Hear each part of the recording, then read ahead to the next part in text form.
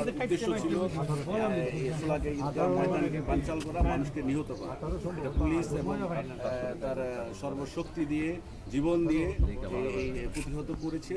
একই সঙ্গে একজন সাধারণ নাগরিক আমাদের ঝর্ণা ভৌমিক এখানে গুলিবিদ্ধ হয়েছে, পুলিশ সহ 3 জনকে জঙ্গিরা হত্যা করেছে, একজন জঙ্গি নিহত হয়েছে এবং এটা মামলা হয়েছে এবং আসামি গ্রেপ্তার হয়েছে। আপনারা জানেন যে 5 জন আসামির বিচার কার্যক্রম চলছে।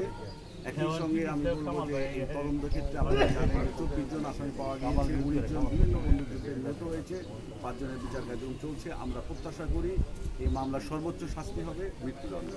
আমরা সেভাবেই আমাদের কার্যক্রম চলছে। আমি আশা করি যে প্রসিকিউশনও সেভাবে কাজ করছে। স্যার, যে আজকের দিনটা যে স্যার পালন করলেন আপনারা, ওই যে পুলিশ সদস্য নিহত হয়েছে, এই বিষয়টা স্যার একটু বলেন, এটা গুরুত্ব কতটুকু আর আপনারা কেন পালন করেন? আমরা সবসময় প্রতি বছর এই দিনটাকে স্মরণ করি। আমরা আমাদের যারা নিহত হয়েছে, আমরা শুধু পুলিশের সদস্য না, এখানে সাধারণ নাগরিক ঝর্ণা ভূমিকে যে নিহত হয়েছে তাকেও আমরা স্মরণ করি। আমরা তাদের পরিবারের খোঁজ খবর নিই, খোঁজ রাখি এবং আমরা সব সারা বছরের এই দিনটা আমরা গুরুত্ব সহকারে দেখি।